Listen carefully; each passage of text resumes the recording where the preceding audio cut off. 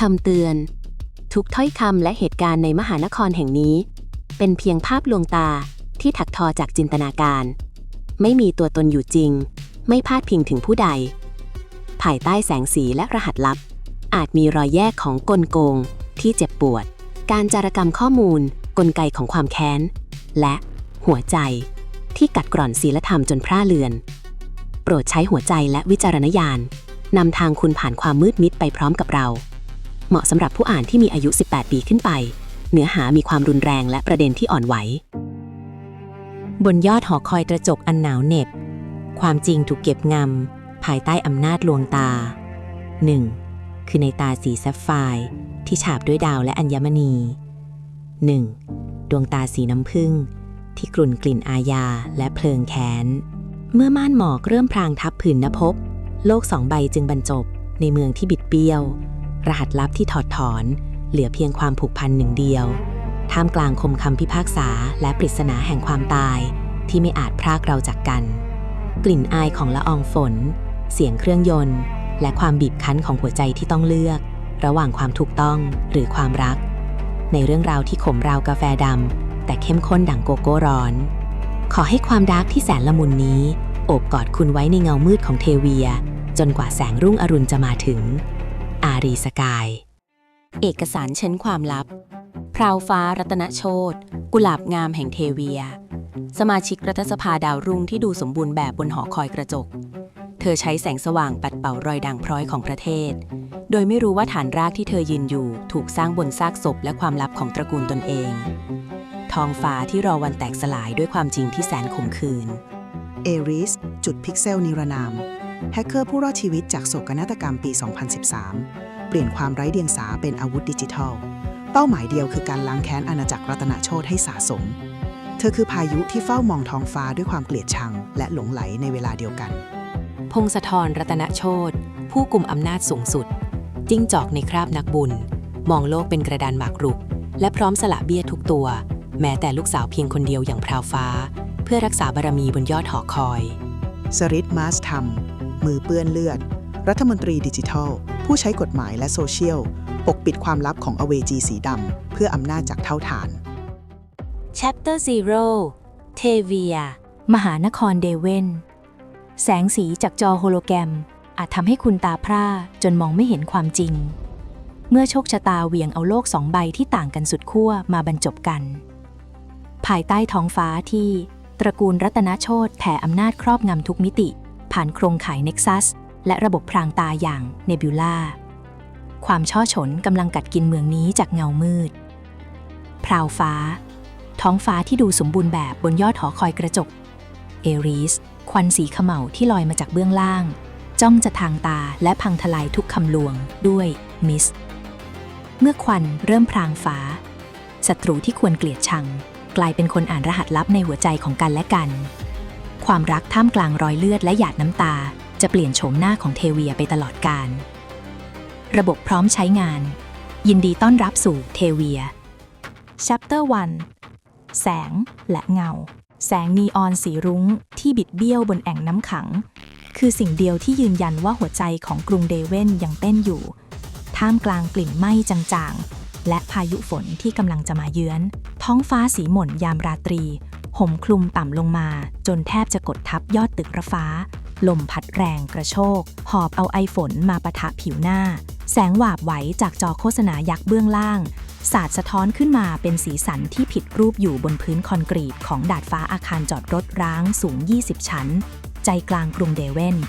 เมืองหลวงที่รุ่งเรืองที่สุดของประเทศเทเวียเมืองที่มองจากที่สูงดูราวกับสวรรค์ที่สร้างจากแสงไฟแต่สำหรับคนที่อยู่ตรงนี้มันคือป่าคอนกรีตที่พร้อมจะกลืนกินทุกคนที่ไร้อำนาจเอริสยืนนิ่งอยู่หลังเสาปูนที่กระเทาะจนเห็นแกนเหล็กเธอสวมชุดฮู้ดสีดำสนิทที่กลืนหายไปกับเงามืดแล็ปท็อปของเธอถูกครอบด้วยแผ่นฟิล์มกันน้ำและตัวกันแสงสะท้อนเพื่อไม่ให้แสงสีฟ้าจากหน้าจอหลุดรอดไปเข้าตาสายตรวจเบื้องล่างเส้นผมหยักศกสีน้ำตาลอ่อนที่ยุ่งเหยิงเล็กน้อยร้าอยู่ข้างแก้มภายใต้ขอบหมวกฮู้ดปลายนิ้วเรียวขยับรัวบนแป้นพิมพ์แล็ปท็อปที่วางอยู่บนหลังไม้เก่า แสงสีฟ้าจากหน้าจอสะท้อนในแววตาสีน้ำตาลน้ำผึ้งที่คมปราบและไร้ซึ่งความอาลัยอาวรณ์หน้าจอเบื้องหน้าไม่ได้แสดงภาพกราฟิกสวยงามแต่มันคือบรรทัดรหัสที่เลื่อนไหลราวกับสายน้ำที่เต็มไปด้วยพิษในประเทศเทเวียแห่งนี้ความยุติธรรมคือสินค้าฟุ่มเฟือยถ้าคุณไม่มีเงินจ่ายคุณก็ไม่มีสิทธิ์ฝันถึงมันความคิดนั้นพุ่งเข้ามาในหัวพร้อมกับภาพในอดีตที่แวบเข้ามาเหมือนแผลเป็นที่ถูกกรีดซ้ำเอริสจำได้ดีถึงวันที่ศาลในกรุงเดเวนประกาศคำตัดสินที่กัดกินเธอมาทั้งชีวิตไม่ใช่แค่เพราะความยุติธรรมนั้นขาดหายไปแต่เพราะมันคือการฆาตกรรมทางกฎหมายที่เลือดเย็นที่สุดทั้งที่หลักฐานดิจิทัลนับหมื่นชิ้นยืนยันความบริสุทธิ์ของอนิรุทธ สิริจัญญาพ่อของเธอและพยานผู้เชี่ยวชาญระดับสากลด่าหน้ากันออกมาพิสูจน์ความจริงผู้พิพากษากลับเลือกจะปิดตาข้างเดียวแล้ววินิจฉัยความผิดโดยอ้างเพียงเอกสารนิรนามที่ปราศจากที่มาแต่มันกลับมีน้ำหนักมากพอจะทำลายล้างทุกชีวิตในครอบครัวเธอได้เพียงปลายนิ้วเหตุการณ์วันนั้นเปลี่ยนชีวิตเขาจากหน้ามือเป็นหลังมืออนิรุทธคือนักวางระบบซอฟต์แวร์ผู้ก่อตั้งบริษัทพัฒนาซอฟต์แวร์แถวหน้าของประเทศและเคยเป็นผู้ออกแบบระบบรักษาความปลอดภัยให้ฐานข้อมูลสำคัญของรัฐแต่เขากลับถูกยัดเยียดข้อหาอาชญากรรมทางไซเบอร์จากการสร้างประตูลับเปิดทางไปสู่การฉ้อโกงประชาชนมันคือการป้ายสีที่เปลี่ยนผู้บริสุทธิ์ให้กลายเป็นอาชญากรในชั่วข้ามคืนพ่อกลายเป็นแพะรับบาปในคดีฉ้อโกงระดับชาติถูกตราหน้าเป็นเจ้าพ่อสแกมเมอร์โดยฝีมือของคนในรัฐบาลแต่พวกมันคงลืมไปว่าแม้แสงดาวอย่างเทเวียสตาร์ไบรท์จะถูกช่วงชิงไปจากมือพ่อแต่มันยังมีโปรโตไทป์ที่มีชีวิตอย่างเธอรหัสลับที่พ่อถ่ายทอดผ่านพันธุกรรมและสัญชาตญาณที่ไหลเวียนอยู่ในสายเลือดสิ่งนี้จะเป็นอาวุธกระชากหน้ากากพวกมันทุกคนออกมาในสักวันภาพของพ่อที่ถูกลากตัวออกไปทั้งน้ำตายังติดตาขณะที่ทนายฝีมือดีของตระกูลรัตนโชติเขาเดินเข้ามาก้มลงกระซิบด้วยโทนเสียงที่นุ่มนวลแต่กลับเย้ยหยันหนูจ๊ะความจริงมันกินไม่ได้แต่เงินน่ะมันอิ่มท้องนะกลิ่นน้ำหอมราคาแพงของเขาที่ฉุนกึกจนหน้าสะอิดสะเอียนลอยมาปะทะจมูกที่เธอจำขึ้นใจอิ่มบนกองศพคนอื่นนั่นเหรอเอริสพึมพำลอดไรฟันบานหน้าต่างใหญ่ตรงกลางขยายภาพขึ้นเผยให้เห็นภาพบรรยากาศของงานพิธีประกาศเจตนารมณ์ต่อต้านภัยไซเบอร์ระดับชาติงานอีเวนต์ยักษ์ใหญ่ที่จัดโดยพรรคภูเทาแกนนำรัฐบาลภายใต้การกุมบันเหียนของรัฐมนตรีกระทรวงมหาดไทยผู้มีอำนาจล้นฟ้าชายผู้ที่นามสกุลของเขาถูกสลักไว้บนยอดตึกเกือบทุกแห่งในเมืองนี้พงศธร รัตนโชติเขาอำนาจล้นมือยิ่งกว่านายกรัฐมนตรีแต่ว่าเก้าอี้ผู้นำสูงสุดกลับยังห่างไกลเกินเอื้อมเพราะคดีอื้อฉาวเรื่องการฉ้อโกงระดับชาติเมื่อหลายปีก่อนคดีที่พงศธรใช้เลือดและน้ำตาของพ่อเธอเป็นบันไดเหยียบขึ้นสู่เบื้องบนยังคงเป็นรอยด่างพร้อยที่สังคมตั้งคำถามนั่นคือเหตุผลที่เขาต้องพยายามชุบตัวใหม่ด้วยภาพลักษณ์ที่เขาสะอาดจนน่าสะอิดสะเอียนถึงขั้นยอมส่งลูกสาวแท้ๆของตัวเองลงสู่สนามการเมืองเพื่อสวมบทบาทนางฟ้าแห่งเทเวียบุคคลที่ถูกปั้นแต่งขึ้นมาให้เป็นทั้งความหวังใหม่ของประชาชนและเป็นเกราะกำบังชั้นดีเพื่อปกปิดความฟอนเฟะของเขาเองงานถูกจัดขึ้นอย่างตระการตาที่ RTC Grand Residence โรงแรมระดับ 6 ดาว1 ใน 7 อาณาจักรที่จดทะเบียนภายใต้ชื่อของตระกูลผู้กุมชะตาเมืองเพื่อซ่อนอำนาจที่แท้จริงของพงศธรไว้เบื้องหลังเครือญาติและเหล่านอมินีที่หน้าฉากดูขาวสะอาดจนน่าสะอิดสะเอียนแม้พงศธรจะไม่มีชื่อเป็นเจ้าของในทางนิตินัยแต่นักธุรกิจและนักการเมืองทั่วประเทศต่างรู้ดีว่าภายใต้ร่มเงา RTC ทุกตารางนิ้วคือลมหายใจของเขาขบวนรถลิมูซีนสีดำเงาวับเคลื่อนเข้ามาจอดหน้าพรมแดง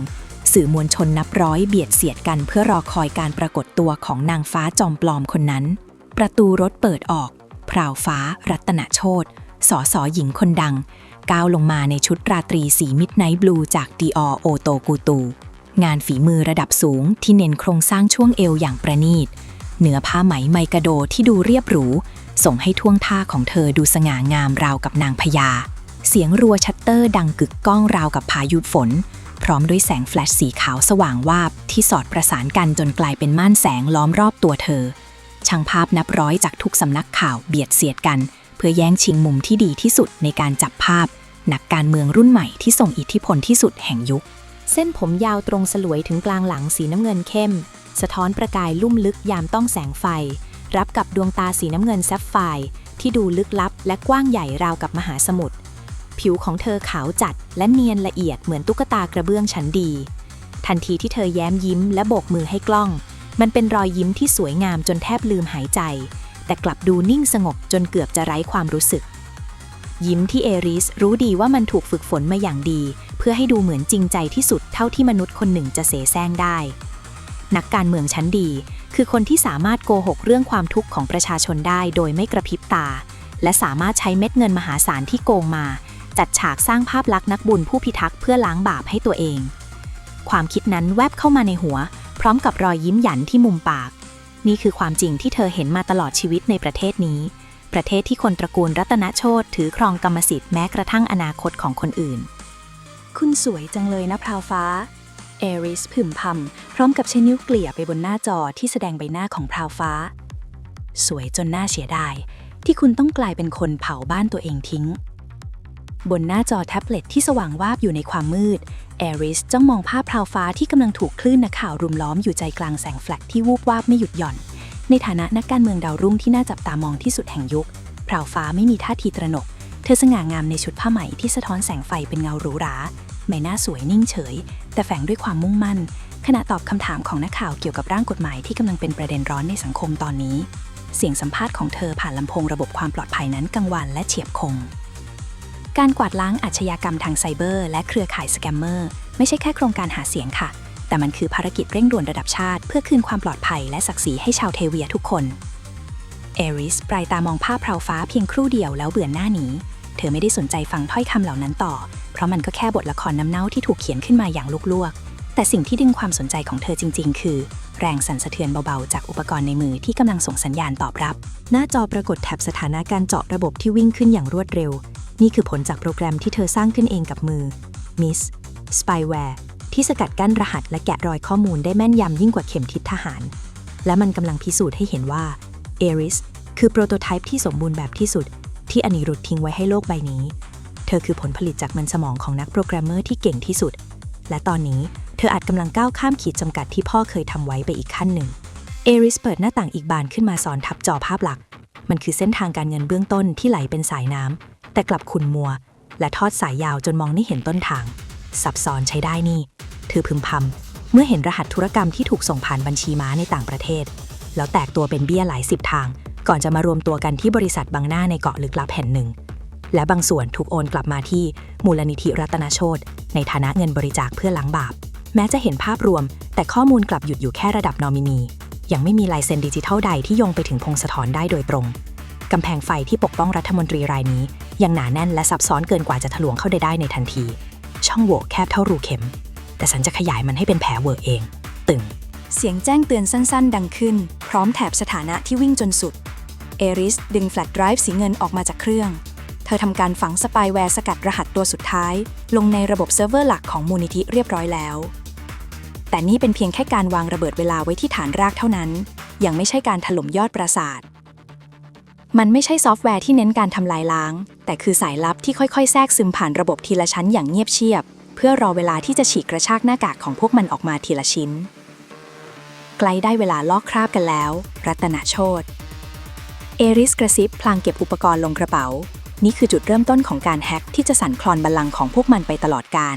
2 ชั่วโมงหลังจากนั้นการรอคอยสิ้นลงเมื่อเอริสพับหน้าจอแล็ปท็อปลงเธอเฝ้ามองจากมุมมืดบนดาดฟ้าเห็นขบวนรถยนต์หรูของเหล่าแขกผู้มีเกียรติและบุคคลสำคัญค่อยๆทยอยเคลื่อนออกจากหน้าโรงแรมจนความคึกคักเบื้องล่างเริ่มเบาบางลงเหลือเพียงความหนาวเหน็บของลมฝนที่พัดพาความเงียบให้กลับมาปกคลุมพื้นที่อีกครั้งฝนเม็ดแรกหยดลงบนแก้มของเธอในจังหวะเดียวกับที่แสงแฟลชจากสื่อมวลชนเริ่มซาลงเอริสหยิบหน้ากากอนามัยสีดำขึ้นมาสวมปิดบังใบหน้าที่เต็มไปด้วยรอยยิ้มเย็นชาความรักคือจุดอ่อนแต่ความแค้นคือจุดแข็งเธอท่องจำประโยคนี้ราวกับบทสวดเพื่อเตือนใจไม่ให้หลงไปกับภาพลักษณ์นางฟ้าที่พงศธรจงใจสร้างขึ้นผ่านตัวลูกสาวความสวยสง่าและเสน่ห์ที่สะกดคนทั้งประเทศได้นั้นไม่ได้ทำให้เอริสหวั่นไหวในทางตรงกันข้ามมันกลับยิ่งตอกย้ำความชิงชังในใจจากข้อมูลที่เธอเจาะลึกมาตลอดหลายเดือนเอริสพบว่าพราวฟ้าไม่ใช่แค่ฉากหน้าที่สวยงาม แต่เธอคือดวงใจเพียงใบเดียวที่พงศธรทนุถนอมและเป็นคนเดียวที่มีสิทธิ์เข้าถึงฐานข้อมูลส่วนตัวที่ลึกที่สุดของพ่อเธอได้การเข้าหาพราวฟ้าจึงไม่ใช่แค่เรื่องบังเอิญแต่มันคือช่องโหว่ที่ใหญ่ที่สุดของเขาความงดงามที่สร้างขึ้นบนซากศพของความอายุติธรรมเป็นเพียงเปลือกที่เธอตั้งใจจะลอกมันออกมาเพื่อใช้เป็นบันไดก้าวไปสู่ความพังทลายของพงศธรเตรียมตัวให้ดีพราวฟ้าควันไฟกำลังจะไปหาเธอแล้วเอริสหันหลังก้าวเดินลงจากดาดฟ้าร่างของเธอเลือนหายไปในเงามืดของบันไดหนีไฟทิ้งให้กรุงเดเวนเบื้องล่างดำเนินต่อไปตามปกติโดยไม่รู้เลยว่าท้องฟ้าที่พวกเขาเคยเทิดทูนกำลังจะถูกม่านควันแห่งความจริงพรางตาไปตลอดกาลทันทีที่ลงมาถึงพื้นถนนเบื้องล่างของอาคารจอดรถร้างเอริสเดินออกมาจากมุมอับสายตาพร้อมกับหมวกกันน็อกสีดำด้านในมือเธอตรงไปที่อาวุธคู่ใจที่จอดซุ่มอยู่ในเงามืดดูคาติสครัมเบลอร์ไนท์ชิฟสีน้ำเงินหม่นเหล็กกล้าที่ดุดันและไร้เงาสะท้อนเธอขึ้นคร่อมและสตาร์ทเครื่องยนต์เสียงคำรามทุ้มต่ำดังก้องอยู่ในซอยแคบๆก่อนจะทะยานออกสู่ถนนใหญ่ที่คลาคล่ำไปด้วยแสงไฟนีออนที่บิดเบี้ยวตามแรงลมเอริสบิดคันเร่งฝ่าสายฝนที่เริ่มหนาเม็ดมุ่งหน้าไปยังพิกัดที่รถยนต์ไฟฟ้าเอสลาสีขาวคันหรูคู่ใจของพราวฟ้าซึ่งติดตั้งกระจกกันกระสุนกำลังแล่นกลับเข้าสู่เขตพื้นที่ส่วนบุคคลภายในห้องชุดสุดหรูที่เรียกว่า The Zero One Penthouse ระดับไฮเอนด์เป็นที่ของตระกูลรัตนาโชติที่ขึ้นชื่อว่ามีราคาต่อตารางเมตรสูงที่สุดในกรุงเดเวนถึงแม้ที่นี่จะเป็นที่พักอาศัยของเหล่ามหาเศรษฐีและคนดังแต่พื้นที่3ชั้นบนสุดอย่างเพนท์เฮาส์นั้นถูกจองขาดโดยตระกูลรัตนโชติมันคืออาณาจักรลอยฟ้าที่แยกตัวออกจากผู้อาศัยคนอื่นอย่างเด็ดขาดเป็นพื้นที่ส่วนตัวที่แม้แต่เงินมหาศาลของเพื่อนบ้านร่วมตึกก็ยังซื้อสิทธิ์ในการย่างกรายเข้าไปไม่ได้เมื่อถึงหัวมุมถนนทางเข้าอาคารเธอชะลอรถและดับเครื่องยนต์ในเงามืดใต้ชายคาที่แสงไฟส่องไม่ถึงเอริสถอดหมวกกันน็อกแบบเต็มใบออกปล่อยให้เส้นผมหยักโศกสีน้ำผึ้งที่ยุ่งเหยิงตกลงมาประบาลมอ่อนที่พัดมาพร้อมกลิ่นไอฝนทำให้เส้นผมของเธอไหวเอ็นเล็กน้อย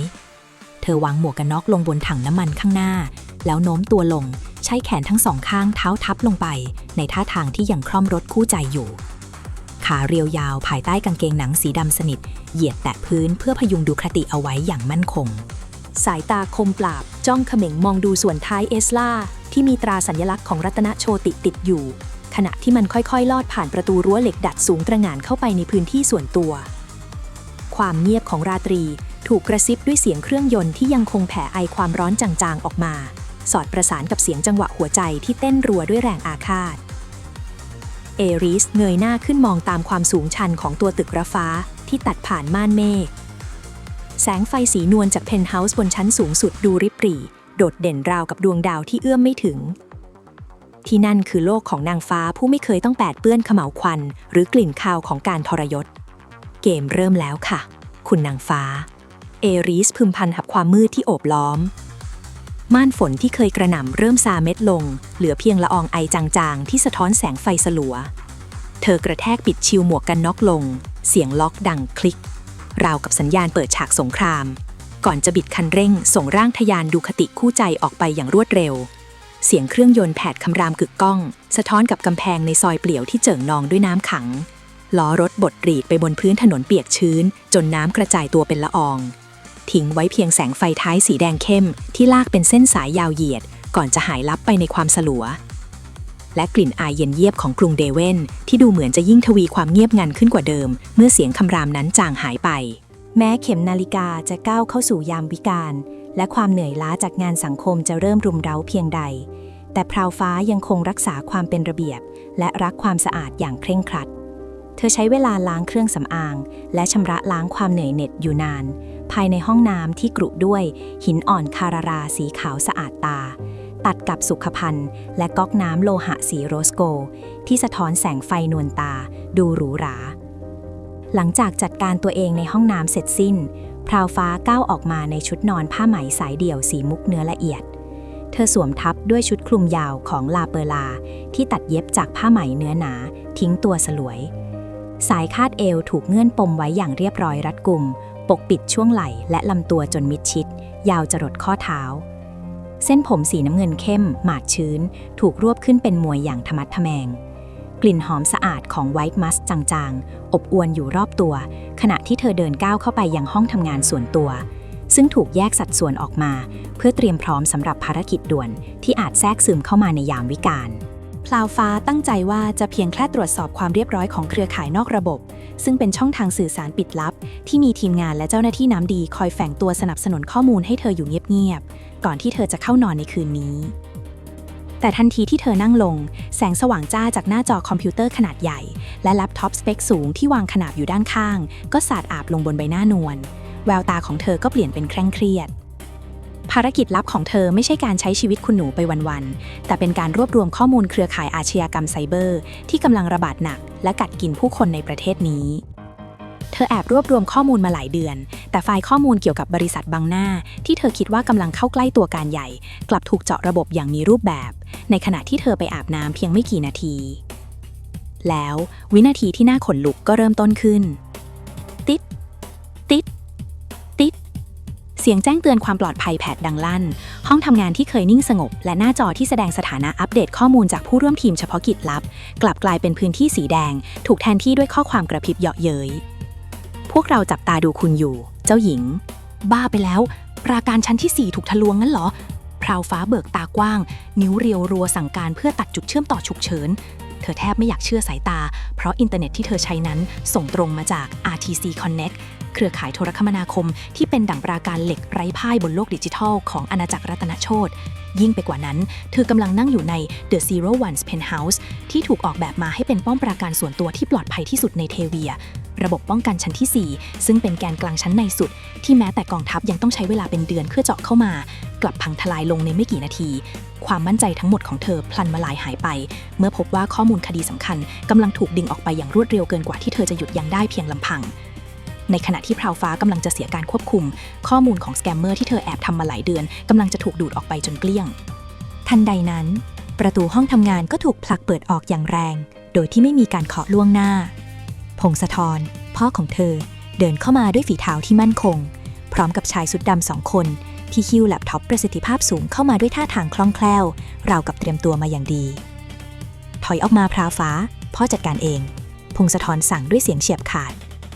พราวฟ้าชะงักไปครู่หนึ่งเธอทำตามคำสั่งโดยอัตโนมัติแต่ในวินาทีที่เธอถอยออกมาความรู้สึกประหลาดก็แล่นขึ้นมาจุกที่อกพ่อรู้ได้ยังไงห้องนี้เป็นห้องส่วนตัวระบบที่เธอใช้ก็เป็นระบบแยกส่วนที่เธอคิดว่าปลอดภัยที่สุดและที่สำคัญเธอไม่เคยบอกพ่อว่าเธอกำลังทำคดีไล่ล่าสแกมเมอร์พวกนี้อยู่เธอยืนกอดอกมองดูชายสุดดำ2 คนนั้นรัวนิ้วเลื่อนบนคีย์บอร์ดด้วยความเร็วที่น่าเหลือเชื่อพวกเขาไม่ได้มีท่าทีตื่นตระหนกกับไวรัสร้ายแรงที่เธอกำลังเผชิญเลยแม้แต่น้อยราวกับว่าพวกเขารู้จักลายเซ็นดิจิทัลของคนแฮกรายนี้เป็นอย่างดีเรียบร้อยครับท่านทุกอย่างถูกกักไว้ในพื้นที่กักกันระบบแล้วข้อมูลไม่รั่วไหลครับหนึ่งในทีมงานชุดดำรายงานด้วยน้ำเสียงราบเรียบไร้อารมณ์พลางดึงสายเคเบิลพิเศษออกแล้วปิดฝาแล็ปท็อปประสิทธิภาพสูงที่ใช้เชื่อมต่อเพื่อเข้าควบคุมและแก้ไขระบบคอมพิวเตอร์ของพราวฟ้าลงอย่างเงียบเชียบอุปกรณ์ล้ำสมัยเหล่านั้นถูกจัดเก็บลงกระเป๋าอย่างรวดเร็วเรากับไม่เคยมีร่องรอยการปรากฏตัวของพวกเขาอยู่ในห้องนี้มาก่อนพราวฟ้าขมวดคิ้วจ้องมองเหตุการณ์ที่เกิดขึ้นอย่างรวดเร็วพ่อคะพ่อรู้ได้ยังไงว่าพราวโดนเจาะระบบแล้วคนของพ่อทำไมถึงดูเหมือนเตรียมตัวมาเพื่อรับมือเรื่องนี้โดยเฉพาะพงศธรนิ่งไปครู่หนึ่งเขาไม่ได้หันมาสบตาเธอตรงๆแต่สายตาจ้องมองไปที่หน้าจอที่กลับมาเป็นปกติเขาขยับพยักหน้าเล็กน้อยเป็นสัญญาณให้เหล่าลูกน้องออกไปจากพื้นที่ส่วนตัวของลูกสาวสุดหวงชายชุดดำเหล่านั้นโค้งคำนับอย่างพร้อมเพรียงก่อนจะเร้นกายออกจากห้องทำงานไปอย่างรวดเร็วและไร้เสียงในกรุงเดเวนไม่มีอะไรที่รอดสายตาพ่อไปได้หรอกพราวโดยเฉพาะเรื่องที่อาจจะทำให้ลูกเป็นอันตรายพงศธรเอ่ยขึ้นน้ำเสียงทุ้มต่ำแต่ทรงอำนาจพ่อวางระบบรักษาความปลอดภัยเครือข่ายส่วนกลางของที่นี่ไว้หนาแน่นเพราะพ่อรู้ว่างานอดิเรกของลูกมันเสี่ยงเกินไปแล้วคนพวกนี้พ่อไปหามาจากไหนคะดูพวกเขาจะรู้วิธีจัดการเป็นอย่างดีเหลือเกินพราวฟ้าถามต่อสายตายังคงติดตราภาพเงาหลังของชายชุดดำเหล่านั้นที่ดูไม่เหมือนพนักงานไอทีทั่วไปแต่กลับมีบรรยากาศที่ดูอันตรายพวกเขาเป็นหน่วยปฏิบัติการพิเศษด้านสารสนเทศของพ่อเองพงศธรตอบด้วยน้ำเสียงนิ่งเรียบแต่แฝงด้วยอำนาจ